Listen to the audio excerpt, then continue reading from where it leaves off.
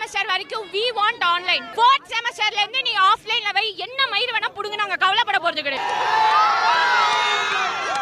கல்வித்துறை அமைச்சர், chief minister, இளைஞர் அணி தலைவர் எல்லாருமே வரணும். முக்கியமா ஸ்டாலின் வந்தே ஆகணும். கல்வித்துறை அமைச்சரும் வரணும். மேலேயே எங்களை கலையறதுக்கு நீங்க போலீஸ் வச்சா கூட நாங்க கவலைப்பட போறது இல்ல.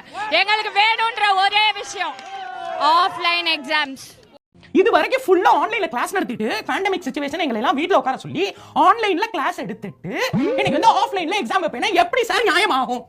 எப்படி நியாயமாகும் நீங்களே சொல்லுங்க சார். இப்போ நீங்க வந்து நியூஸ்ல வேலை பாக்குறீங்க, நீங்க வந்து நல்லா இருக்கிற ஒரு மழை பெய்யல அந்த டைம்ல வந்து உங்களை போய் ரோட்ல நின்னு நியூஸ் கேட்கறீங்க சொன்னா okay.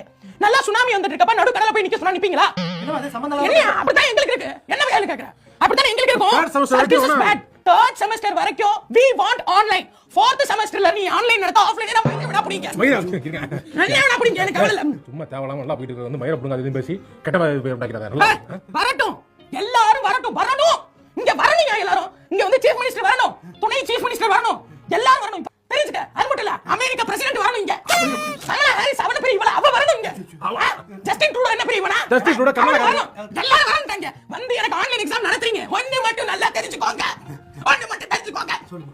We want offline exams. அது வந்து